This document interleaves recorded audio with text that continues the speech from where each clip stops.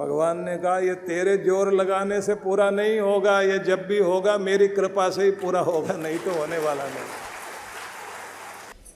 मेरे साथ आप सभी उच्चारण करेंगे। वंशी धर्म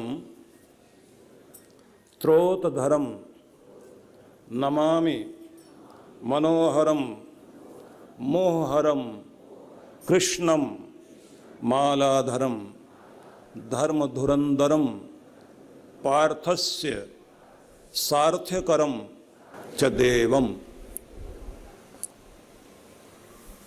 हाथ में बंसी जिन्होंने धारण की हुई है, अर्जुन के रथ पर सवार कोड़ा भी लिए हुए हैं,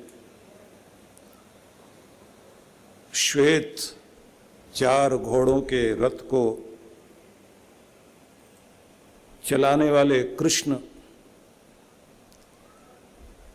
मनोहर हैं, लेकिन मोह को हरने वाले भी। सुंदर माला गले में धारण की हुई है, लेकिन धर्म धुरंधर हैं।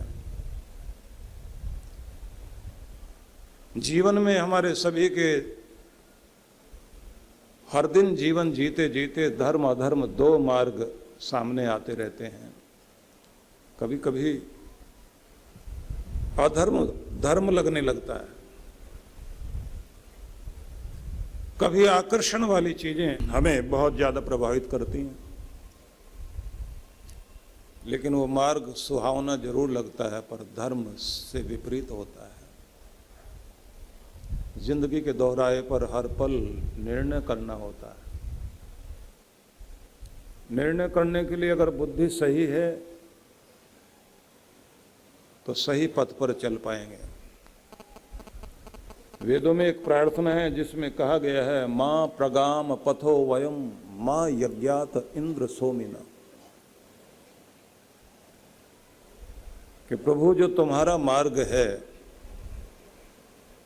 उससे हम कभी विचलित ना हो। मां यज्ञात इंद्र सोमिना, यज्ञों से भी विपरीत ना हो, मतलब पवित्र कार्य जो भी जीवन के हो सकते हैं, करणीय कार्य जब सामने हो तो कभी हम उनको छोड़े नहीं। अधिकांश रूप से हम लोग गलत कार्य करने के लिए तुरंत तत्पर हो जाएंगे, अच्छे काम को कल पर टालने लगते हैं।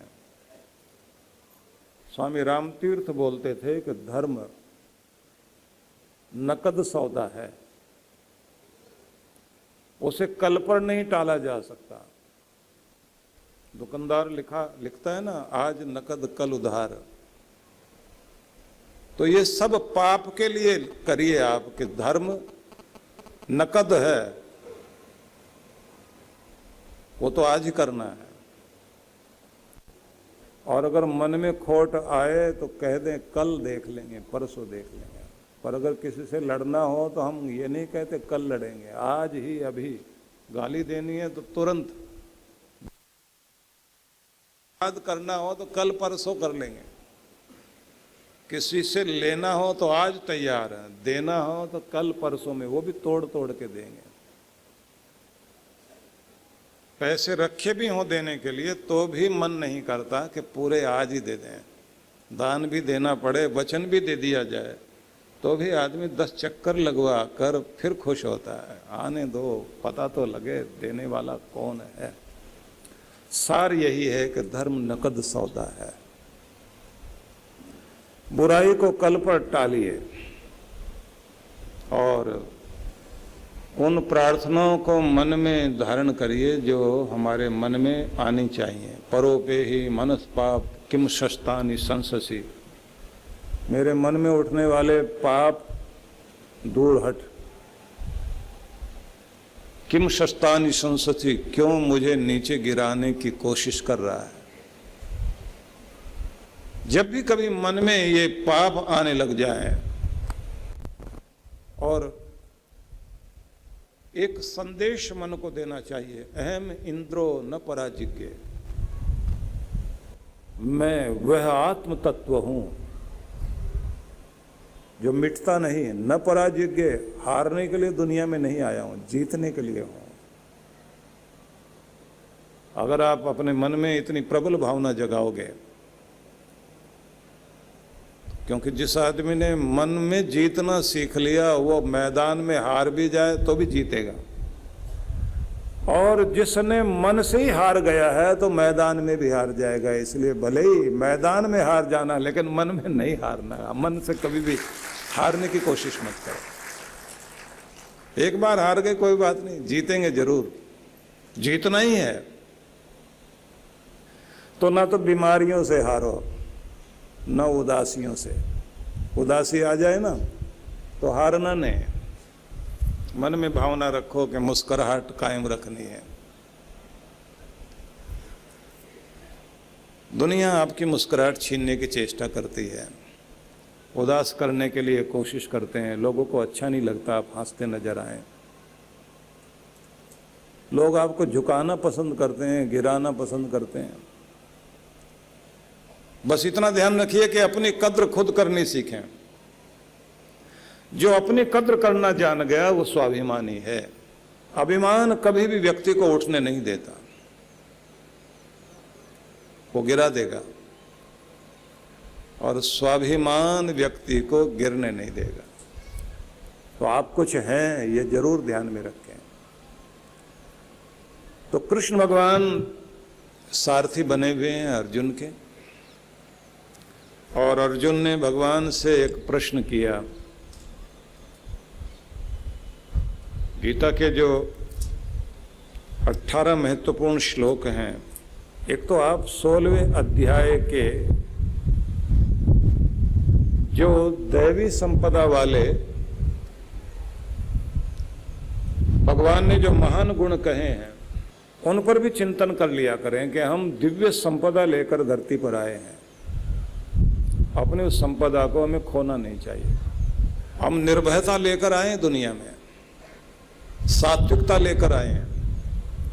मुस्कुराहट हमें स्वाभाविक रूप से दी गई है। प्रेम हमारा स्वभाव है, शांति हमारा गुण है। इन्हें हमें अपने अंदर जिंदा रखना चाहिए। मतलब वो चीजें जो आपके स्वभाव में दी गई, उनकी एक विशेषता आपको ये दिखाई देगी कि उसमें अगर आपको रखा जाए तो आप ऊबते नहीं कभी भी। डर से ऊब जाओगे, दुखी हो जाओगे, निडरता से नहीं। अशांति से ऊब जाओगे, शांति से नहीं। घृणा से ऊब जाओगे, प्रेम से कभी नहीं ऊबा जा सकता। स्वाभाविक जो गुण है, जो आपकी निजता है, जो आपका निज रूप है, उसमें स्थिर हो जाना अगर आपको आ गया तो यही दैवी संपदा है। उस दैवी संपदा में अगर हम स्थिर होना सीख गए तो हमें जीना आ गया। और अगर हम उससे बाहर जा रहे हैं, गुस्सा है, निराशा है, डर है, हर समय बेचैनी है, तनाव में जी रहे हैं, तो इसका मतलब जीवन में रस नहीं है। तो ये संपदा कमानी चाहिए और संभालनी चाहिए और सुरक्षित रखनी चाहिए। इसलिए ध्यान में हमेशा मैं ये प्रार्थना कराया करता हूं कि बोलो अपने प्रभु से कि मुझे मेरे भीतर की शीतलता को सुरक्षित रखना सिखाओ मेरे प्रभु। मेरा प्रेम सुरक्षित रहे, मैं अपनी निर्भयता को बरकरार रखूं। उस समय भी जब लोग डराने में तुले हुए हों तब भी मैं निर्भय रहूं। गुस्सा दिलाने वाले जब चारों तरफ वातावरण रच रहे हों तो भी मैं शांत रहूं। दूसरे जब कर्तव्य छोड़कर भाग रहे हों तब भी मैं कर्तव्य पर डटा रहूं।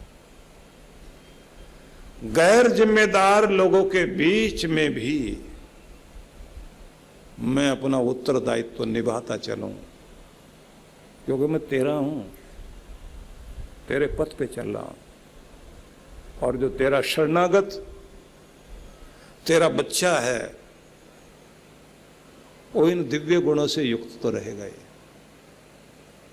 यही है मनुष्य की सबसे ऊंचाई। और ये सिर्फ सुनने के लिए नहीं है, ये प्रयोग करने के लिए है। आप अपने जीवन को एक प्रयोगशाला मानिए और उस पर प्रयोग करने होते हैं। जैसे कोई साइंटिस्ट अपनी लैब में प्रयोग करता है ना,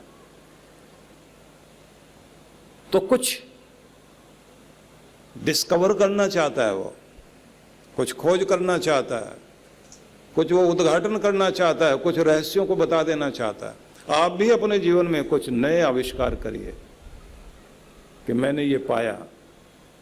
मैं देखता हूं उन लोगों को जो जिम्मेदार थे, जो शांत थे, प्रेम वाले थे, जिंदगी को इस तरह जी गए, आज भी प्रकाश स्तंभ बने हुए हैं। जिस व्यक्ति ने टेटनस का टीका खोजा, जिस व्यक्ति ने प्लेग को जीतने के लिए सबसे पहले इस पर काम किया, खुद को प्लेग हो गया लेकिन टीका खोज कर मर गया और दुनिया से प्लेग खत्म हो गई। नहीं तो हजारों हजारों लोग मरते थे। फिलाडेल्फिया में जिस व्यक्ति ने पहली बार एक प्रयोग किया था सड़क के ऊपर लैंप लगाने का, उसके घर के सामने कीचड़ था। होता है कोई लोग अपने घर का पानी सड़क पर छोड़ देते हैं, रोड पर छोड़ देते हैं, और अगर उनको समझाने जाओ तो झगड़ा करने को तैयार रहते हैं। तो इस व्यक्ति ने देखा कि लोग गिर न जाएं, चोट न खा जाएं, तो अपने घर में रोशनी रखने के लिए सांझ होते ही दिया सब कोई जलाते थे। इसने घर में बाहर बाउंड्री के ऊपर एक ऊंचा लैंप का स्थान बनाया और उस पर लैंप रख दिया। अब उस लैंप को देखकर मजाक करने वाले गांव में बहुत लोग इकट्ठे हो गए, तो वो भी हंसता था लोगों के साथ। लोग कहते थे लोग अपने घर में चांदना करने के लिए लैंप लगाते हैं, इस पागल को देखो, जहां जरूरत नहीं है वहां रोशनी कर रहा है। तो वो भी हंसता था साथ में खड़ा होकर। बाद में कहता था भाई कोई फिसल कर गिर ना जाए, अंधेरे में ठोकर ना खा जाए, इसलिए मैंने कुछ अपने घर के हिस्से में रखी रोशनी कुछ इंसानियत के नाम पर सौंप दी, इसलिए लैंप लगा दिया। और परिणाम देखिए, मजाक उड़ाने वाले लोगों ने पूरे गांव में खबर वायरल कर दी, पागल आदमी है, लैंप लगाए हुए ऐसे। और जब बाद में उसका रीजन पता लगा कि इसलिए लगाया इसने, लोगों ने कहा मजाक उड़ाने लायक नहीं, आदर देने लायक आदमी है। और फिर लोगों ने कहा अपने अपने घर में हम भी लगाएं, बाहर की तरफ लैंप लगा दें। 200 साल पहले ये घटना घटी और फिर सड़कों पर, रोड पर लैंप लगने शुरू हुए और फिर कॉरपोरेशन की जिम्मेदारी आ गई। किसी भी एक व्यक्ति के अंदर परमात्मा उतरता है, वो मंदिर में ही उतरे ऐसा नहीं है, कहीं भी गुण जाग सकता है। वो चीज अपने हित के साथ साथ दूसरे के हित के लिए जब कुछ किया जाता है, बस यहां आपके अंदर परमात्मा झांकने लगता है, आपकी आंखों से झांकता है, आपके व्यवहार से झांकता है।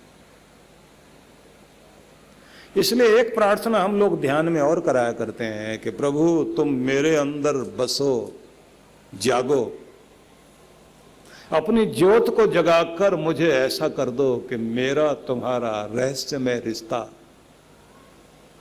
ऐसा बन जाए कि मेरे संपर्क में आने वाले लोग मेरे द्वारा तुम्हें पहचानने लग जाएं कि ये भगवान का बंदा है, इसका व्यवहार इंसान वाला नहीं, भगवान वाला है। इसका लेन देन भगवान वाला है, इसका बोलना भी भगवान वाला है। इसके अंदर भगवत्ता है। मुझे इस कदर तो अपने रंग में रंग, कि मेरा रंग नहीं तेरा रंग ही दिखाई दे, तो ही महसूस हो।